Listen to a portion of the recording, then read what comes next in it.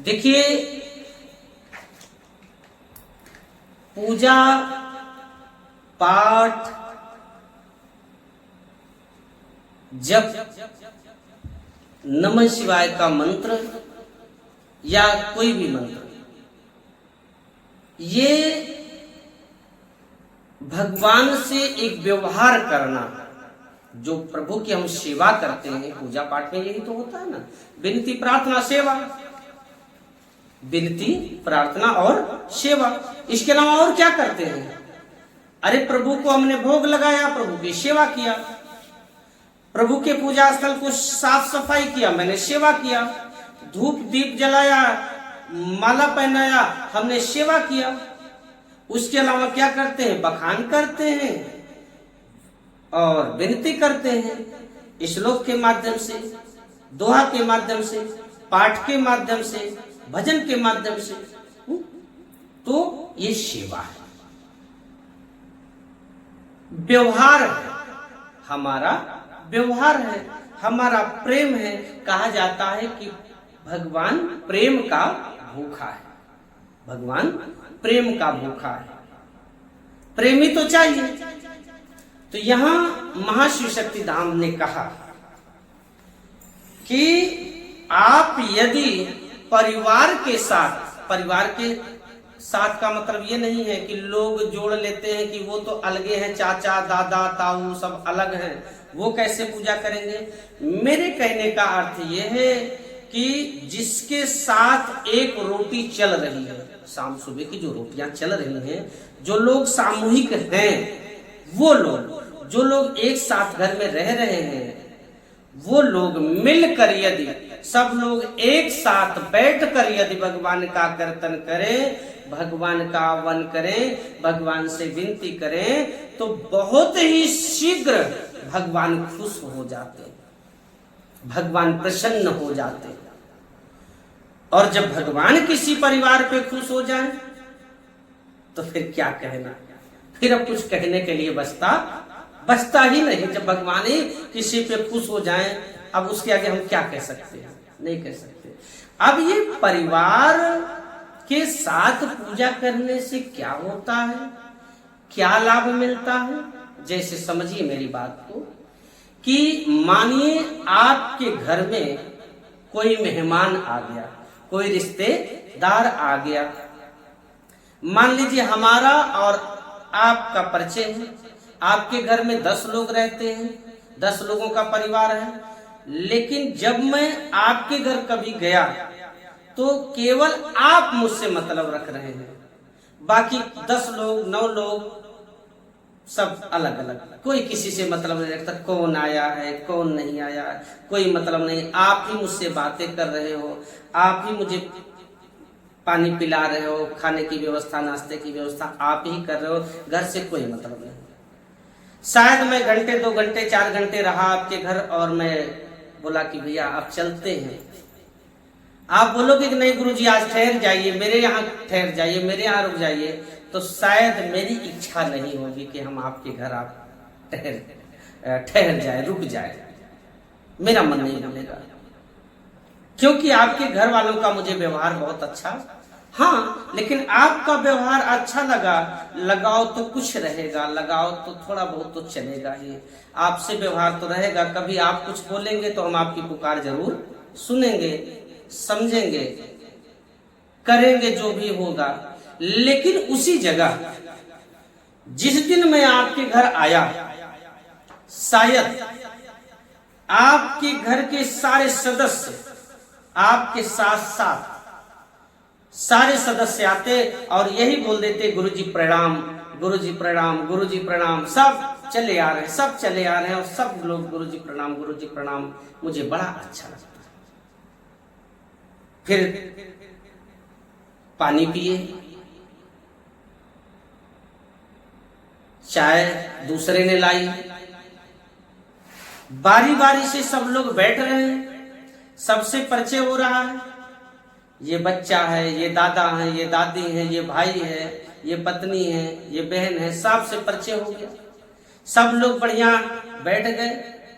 बैठने के बाद वो दृश्य मुझे अच्छा लगा, सबसे बातें हो रही हैं, अब मेरे अंदर भी भाव उत्पन्न हुआ कि कुछ कथा के माध्यम से इनको सुना दूं। शायद आप अकेले होते तो मैं कथा नहीं सुनाता, लेकिन जब सब लोग बैठ गए तो मुझे भी दृश्य बड़ा अच्छा लग गया। अब जब तक मैं बैठा हूं, सब लोग मेरे सामने बैठे हैं, बातें कर रहे हैं, अपना अपना व्यवहार प्रकट कर रहे हैं। कोई जरूरी काम है तो एक आध लोग चले जा रहे हैं, काम करके फिर जल्दी से आ जा रहे हैं। शायद मैं 4-6 घंटे आपके घर रहा हूं। जब मैं चलने लगा आपके घर से तो सब परिवार के सारे सदस्य हाथ जोड़े, नहीं गुरुजी आज नहीं जाना है, आपको रुकना है, आज आपको रुकना है, आज आप यही विश्राम करेंगे। तो शायद मुझे तो भाग्य है आपका घर, क्योंकि बड़ा प्रेम मिला है।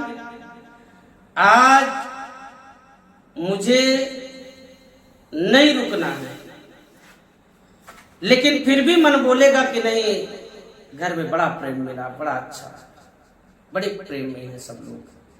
मैं बहाने मारूंगा, हो सकता है भैया आज नहीं, हम दूसरे दिन आएंगे तो रुकेंगे। फिर कभी 2-4-6 महीने के बाद फिर आगमन हो गया और फिर सब लोगों ने प्रेम दिया। आज बोला गया कि गुरुजी रुकिए, फिर हो सकता है हम बहाने मार के चले जाएं कि नहीं फिर आएंगे तो रुकेंगे। फिर 4-6 महीने बाद तीसरी बार आपके घर आगमन हो गया।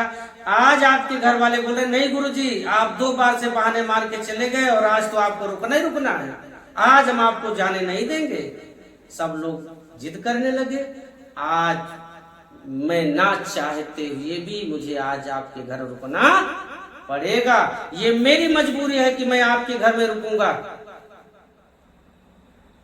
क्योंकि कोई व्यक्ति प्रेम को नहीं ठुकरा सकता। तो भगवान कैसे प्रेम को ठुकराएगा, गुरु कैसे प्रेम को ठुकराएगा। शायद आप अकेले ही मुझे मानते तो मैं दूसरी बार जब आप बुलाते तो शायद मैं आपके घर आने से इतराता, नहीं जाने की इच्छा होती, लेकिन संजोग से आप बुलाए, विनती किए, प्रार्थना किए, मैं बेमन से आपके घर चला गया, क्योंकि आपकी बात है, आप तो मुझे मानते हैं। बेमन से आपके घर में चला गया, लेकिन रुकने का तो कोई सवाल ही नहीं उठता कि मैं आपके घर रुक जाऊं।